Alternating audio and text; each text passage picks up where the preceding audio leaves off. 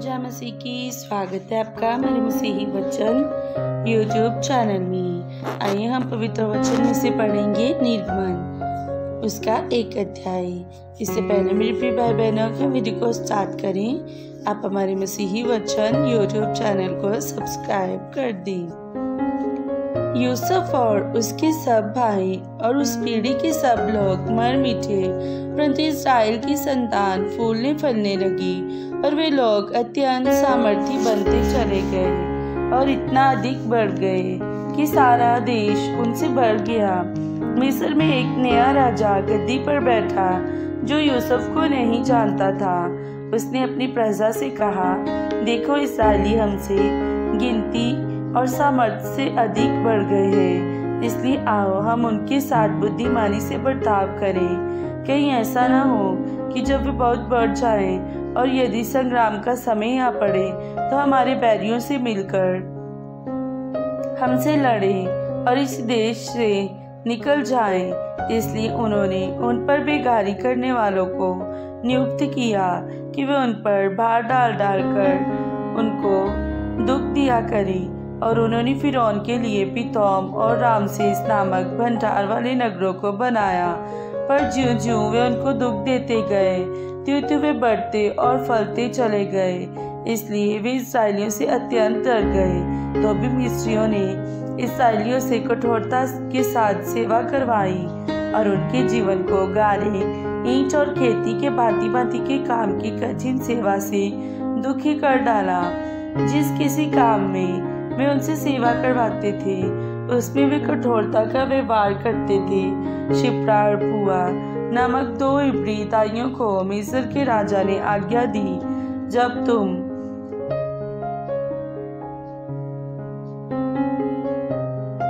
इब्री स्त्रियों को बच्चा उत्पन्न होने के समय प्रसव के पत्थरों पर बैठी देखो, तब यदि बेटा हो तो उसे मार डालना और बेटी हो तो जीवित रहने देना।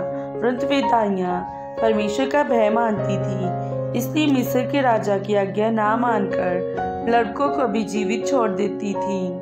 तब मिस्र के राजा ने उनको बुलवाकर पूछा, तुमको लड़के को जीवित छोड़ देती हो तो ऐसा क्यों करती हो? दाइयों ने फिरौन को उत्तर दिया, इब्री स्त्रियां मिस्री स्त्रियों के समान नहीं हैं। वे ऐसी फुर्तीली हैं कि दाइयों के पहुंचने से पहले ही उनको बच्चा उत्पन्न हो जाता है। इसलिए परमेश्वर ने दाइयों के साथ भलाई की और वे लोग बढ़कर बहुत सामर्थी हो गए, इसलिए कि दाइयां परमेश्वर का भय मानती थी। उसने उनके घर बसाए। तब फिरौन ने अपनी सारी प्रजा के लोगों को आज्ञा दी, इब्रियों के जितने बेटे उत्पन्न हो उन सबों को तुम नील नदी में डाल देना और सब बेटियों को जीवित रहने देना। लेवी के घराने के एक पुरुष ने एक लेवी वंश का था एक स्त्री से विवाह कर लिया। वे स्त्री गर्भवती हुई और उसके एक पुत्र उत्पन्न हुआ, और ये देखकर कि ये बालक सुंदर है उसे 3 महीने तक छिपा रखा। जब वे उसे और छिपा न सकी तब उसके लिए सरकंडों की एक टोकरी लेकर उस पर चिकनी मिट्टी और राल लगाई और उस पर बालक को रखकर नील नदी के किनारे कांसों के बीच छोड़ आई। उस बालक की बहन दूर खड़ी रही कि देखिए उसका क्या हाल होगा। तब फिरौन की बेटी नहाने के लिए नदी के किनारे आई। उसकी सखियां नदी के किनारे किनारे टहलने लगी।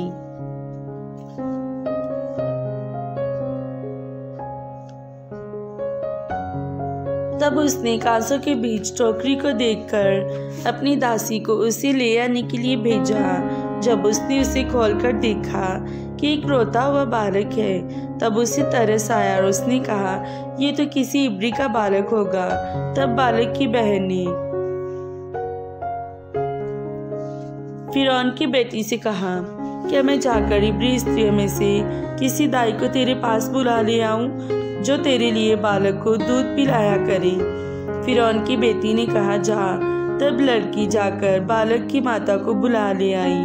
फिरौन की बेटी ने उससे कहा, तो इस बालक को ले जाकर मेरे लिए दूध पिलाया कर और मैं तुझे मजदूरी दूंगी। तब वह स्त्री बालक को ले जाकर दूध पिलाने लगी। जब बालक कुछ बड़ा हुआ तब वे उसे फिरौन की बेटी के पास ले गई और वे उसका बेटा ठहरा और उसने ये कहकर उसका नाम मूसा रखा, मैंने इसको जल से निकाला था।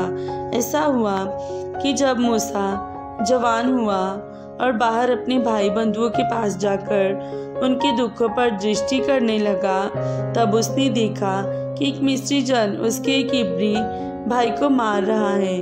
उसने इधर उधर देखा कि कोई नहीं है तो उस मिस्री को मार डाला और बालू में छिपा दिया। फिर दूसरे दिन बाहर जाकर उसने देखा कि 2 इब्री पुरुष आपस में मारपीट कर रहे हैं। उसने अपराधी से कहा, तो अपने भाई को क्यों मारता है? उसने कहा, किसने तुझे हम लोगों पर हाकिम और न्यायी ठहराया? जिस भांति तूने मिस्री को घात किया, कि उसी भांति तू मुझे भी घात करना चाहता है? तब मूसा ये सोचकर डर गया, निश्चय वह बात खुल गई है। जब फिरौन ने यह बात सुनी तब मूसा को घात करने की युक्ति की। तब मूसा फिरौन के सामने से भागा और मिद्यान देश में जाकर रहने लगा और वह वहाँ एक कुएं के पास बैठ गया। मिद्यान के याजक की 7 बेटियां थीं और वे वहाँ आकर जल भरने लगी कि कुठोतों में भर के अपने पिता की भेड़ बकरियों को पिलाए। तब चरवाहे आकर उनको हटाने लगे। इस पर मूसा ने खड़े होकर उनकी सहायता की और भेड़ बकरियों को पानी पिलाया। जब वे अपने पिता रुएल के पास लौटी तब उसने उनसे पूछा, क्या कारण है कि आज तुम इतनी जल्दी लौट आई हो? उन्होंने कहा, एक मिस्री पुरुष ने हमको चरवाहों के हाथ से छुड़ाया और हमारे लिए बहुत जल भर के भेड़ बकरियों को पिलाया। तब उसने अपनी बेटियों से कहा, वे पुरुष कहाँ है? तुम उसको क्यों छोड़ आई हो? उसको बुला लाओ, तुम उसको क्यों छोड़ आई हो? और मूसा उस पुरुष के साथ रहने को तैयार हुआ। उसने उससे अपनी बेटी सिपोरा का विवाह कर दिया। बहुत दिनों के बीतने पर मिस्र का राजा मर गया। इस्राएली कठिन सेवा के कारण लंबी लंबी सांस लेकर आही भरने लगे और पुकार उठे, और उनकी दुहाई जो कठिन सेवा के कारण हुई वे परमेश्वर तक पहुंची। परमेश्वर ने उनका कराहना सुनकर अपनी वाचा को जो उसके अब्राहम, इसहाक और याकूब के साथ बांधी थी स्मरण किया, और परमेश्वर ने इस्राएलियों पर दृष्टि करके उन पर चित्त लगाया। मूसा अपने ससुर यित्रो के नामक मिद्यान के याजक की भेड़ बकरियों को चराता था और वे उन्हें जंगल की पश्चिमी और होरेब नामक परमेश्वर के पर्वत के पास ले गया। और परमेश्वर के दूत ने एक कटीली झाड़ी के बीच आग की लौ में उसको दर्शन दिया, और उसने दृष्टि उठाकर देखा कि झाड़ी जल रही है और भस्म नहीं होती। तब मूसा ने कहा, मैं उधर जाकर इस बड़े आश्चर्य क्रम को देखूंगा कि वे झाड़ी क्यों नहीं जल जाती। जब यहोवा ने देखा कि मूसा देखने को मुड़ा चला आता है, तब परमेश्वर ने झाड़ी के बीच से उसको पुकारा, हे मूसा, हे मूसा। मूसा ने कहा, क्या आज्ञा? उसने कहा, इधर पास मत आ और अपने पाँव से जूतियों को उतार दे, क्योंकि जिस स्थान पर तू खड़ा है वे पवित्र भूमि है। फिर उसने कहा, मैं तेरे पिता परमेश्वर और अब्राहम का परमेश्वर, इसहाक का परमेश्वर और याकूब का परमेश्वर हूँ। तब मूसा ने, जो परमेश्वर की ओर देखने से डरता था, अपना मुंह ढांप लिया। फिर यहोवा ने कहा, मैंने अपनी प्रजा के लोगों जो मिस्र में है उनके दुख को निश्चय देखा है, और उनकी जो चिल्लाहट परिश्रम करने वालों के कारण होती है उनको भी मैंने सुना है, और उनकी पीड़ा पर मैंने चित्त लगाया है।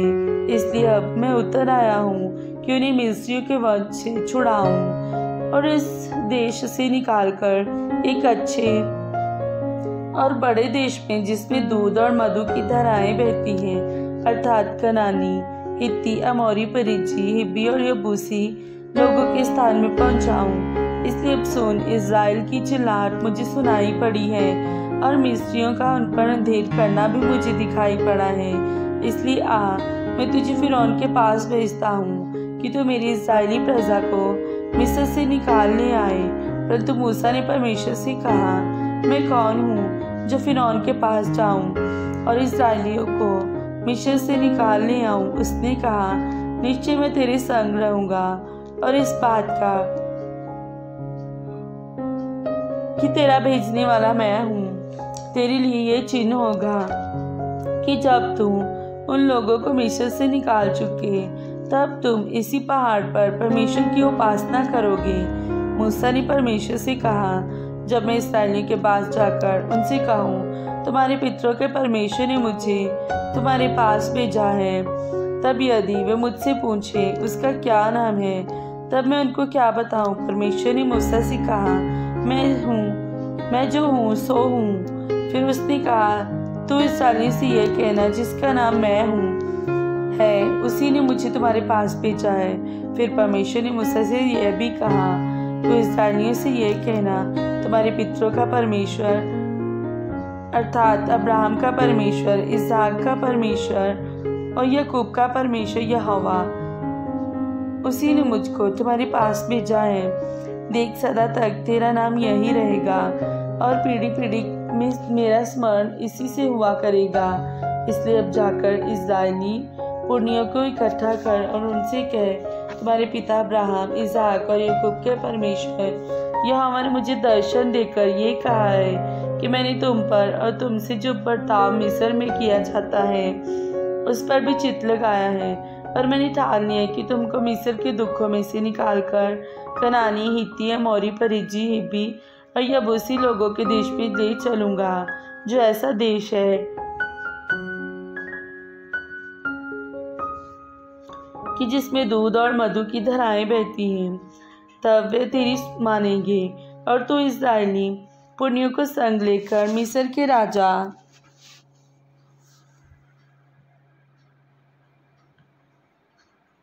के पास जाकर उससे यूं कहना, इब्रियों के परमेश्वर यहोवा ने हम लोगों की भेंट हुई है, इसलिए अब हमको 3 दिन के मार्ग पर जंगल में जाने दे कि अपने परमेश्वर यहोवा को बलिदान चढ़ाएं। और मैं जानता हूँ कि मिस्र का राजा तुमको जाने न देगा, वन बड़े बल से दबाए जाने पर भी जाने न देगा। इसलिए मैं हाथ बढ़ाकर उन सब आश्चर्य क्रमों से जो मिस्र के बीच करूँगा उस देश को मारूंगा और उसके पश्चात वे तुमको जाने देगा। तब मैं मिस्रियों से अपनी इस प्रजा पर अनुग्रह करवाऊंगा और जब तुम निकलोगे तब छुछे हाथ ना निकलोगे, वरन तुम्हारी एक एक स्त्री अपनी अपनी पड़ोसन और उनके घर में रहने वाली से सोने चांदी के गहने और वस्त्र मांग लेगी और तुम उन्हें अपने बेटों और बेटियों को पहनाना। इस प्रकार तुम मिस्रियों को लूटोगे। तब मूसा ने उत्तर दिया, वे मेरा विश्वास नहीं करेंगे और ना मेरी सुनेंगे, वरन कहेंगे, यहोवा ने तुझको दर्शन नहीं दिया। यहोवा ने उससे कहा, तेरे हाथ में वे क्या है? वे बोला, लाठी। उसने कहा, उसे भूमि पर डाल दे। जब उसने उसे भूमि पर डाला तब वे सब बन गई और मूसा उसके सामने से भागा। तब यहोवा ने मूसा से कहा, हाथ बढ़ाकर उसकी पूंछ पकड़ ली, ताकि वे लोग विश्वास करें कि तुम्हारे पितरों के परमेश्वर अर्थात अब्राहम के परमेश्वर, इसहाक के परमेश्वर और याकूब के परमेश्वर यहोवा ने तुझको दर्शन दिया है। जब उसने हाथ बढ़ाकर उसको पकड़ा तब उसके हाथ में फिर लाठी बन गई। फिर यहोवा ने उससे यह भी कहा, अपना हाथ छाती पर रखकर डांप। उसने अपना हाथ छाती पर रखकर डांप लिया। फिर जब उसे निकाला तब क्या देखा कि उसका हाथ कोढ़ के कारण हिम के समान श्वेत हो गया है। तब उसने कहा, अपना हाथ छाती पर फिर रखकर डांप। उसने अपना हाथ छाती पर रखकर डांप लिया और जब उसने उसको छाती पर से निकाला तब क्या देखता है कि वह फिर सारी देख के समान हो गया। तब यहोवा ने कहा, यदि वे मेरी बात का विश्वास ना करें और पहले चिन्ह को ना माने तो दूसरे चिन्ह का विश्वास करेंगे, और यदि वे इन दोनों चिन्हों का विश्वास ना करें और तेरी बात को ना माने तब तू नील नदी से कुछ जल लेकर सूखी भूमि पर डालना, और जो जल तू नदी से निकालेगा वे सूखी भूमि पर लहू बन जाएगा। मूसा ने यहोवा से कहा, हे मेरे प्रभु, मैं बोलने में निपुण नहीं, ना तो पहले था और ना अब, जब से तू अपने दास से बातें करने लगा, मैं तो मुंह और जिभ का बद्दा हूँ। यहोवा ने उससे कहा, मनुष्य का मुंह किसने बनाया है, और मनुष्य को गूंगा या बहरा या देखने वाला या अंधा? मुझे यहोवा को छोड़ कौन बनाता है? अब जा, मैं तेरे मुख के संग होकर जो तुझे कहना होगा वे तुझे सिखलाता जाऊंगा। उसने कहा, मैं हे मेरे प्रभु, कृपा किसी और को तू भेज। तब यहोवा का कोप मूसा पर भड़का और उसने कहा, क्या तेरा भाई लेवी हारून नहीं है? मुझे निश्चय है कि वह बोलने में निपुण है और वह तुझसे भेंट के लिए निकला आता है और तुझे देखकर मन में आनंदित होगा। इसलिए तू उसे ये बातें सिखाना और मैं उसके मुख के संग और तेरे मुख के संग होकर जो कुछ तुम्हें करना होगा वह तुमको सिखलाता जाऊंगा। वह तेरी और से लोगों की से बातें किया करेगा। वह तेरे लिए मुंह और तू उसके लिए परमेश्वर ठहरेगा। और तू इस लाठी को हाथ में लिए जा और उसी से इन चिन्हों को दिखाना। तब मूसा अपने ससुर यित्रो के पास लौटा और उससे कहा, मुझे विदा कर कि मैं मिस्र में रहने वाले अपने भाइयों के पास जाकर देखूं कि वे अब तक जीवित हैं या नहीं। यित्रो ने कहा, कुशल से जा। और यहोवा ने मिद्यान देश में मूसा से कहा, मिस्र को लौट जा, क्योंकि जो मनुष्य तेरे प्राण के प्यासे थे वे सब मर गए हैं। तब मूसा अपनी पत्नी और बेटों को गधे पर चढ़ाकर मिस्र देश की और परमेश्वर की उस लाठी को हाथ में लिए हुए लौटा। तब यहोवा ने मूसा से कहा, जब तू मिस्र में पहुंचे तब ध्यान रहे कि जो चमत्कार मैंने तेरे वंश में किए हैं उन सबों को फिरौन को दिखलाना।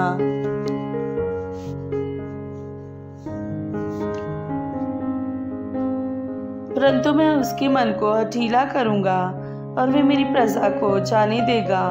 और तू फिरौन से कहना, यहोवा यूं कहता है कि इस्राएल मेरा पुत्र और मेरा जेठा है, और मैं तुझसे कह चुका हूँ कि मेरे पुत्र को जाने दे कि वे मेरी सेवा करें, और तूने अब तक उसे जाने नहीं दिया। इस कारण मैं अब तेरे पुत्र वन तेरे जेठे को गाद करूंगा। तब ऐसा हुआ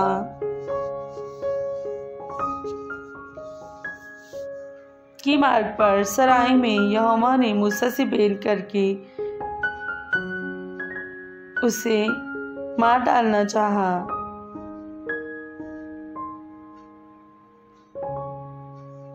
तब सिपोरा ने एक तेज चकमक पत्थर लेकर अपने बेटे की खलड़ी को काट डाला और मूसा के पांव पर यह कहकर फेंक दिया, निश्चय तो मेरे लिए लहू बहाने वाला मेरा पति है।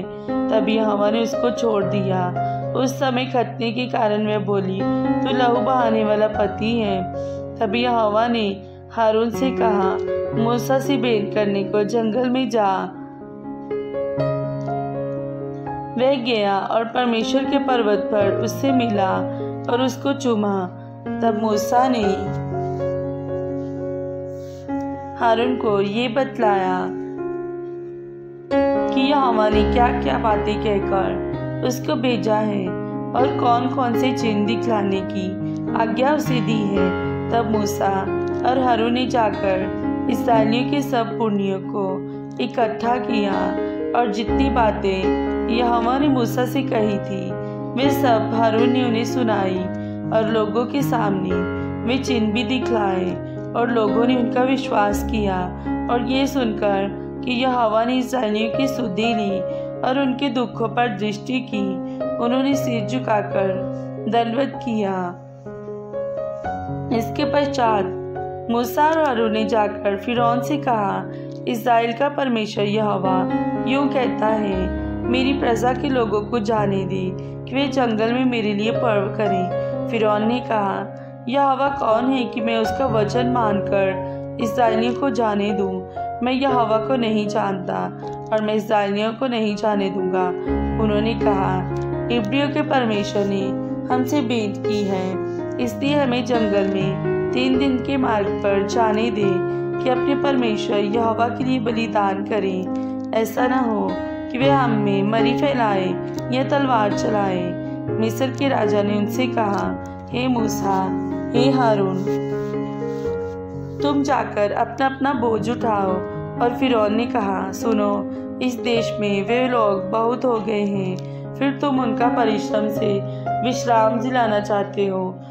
फिरौन ने उसी दिन उन परिश्रम करने वालों को जो उन लोगों के ऊपर थे और उनके सरदारों को ये आज्ञा दी, तुम जो अब तक ईंटें बनाने के लिए लोगों को पुआल दिया करते थे, वे आगे को ना देना।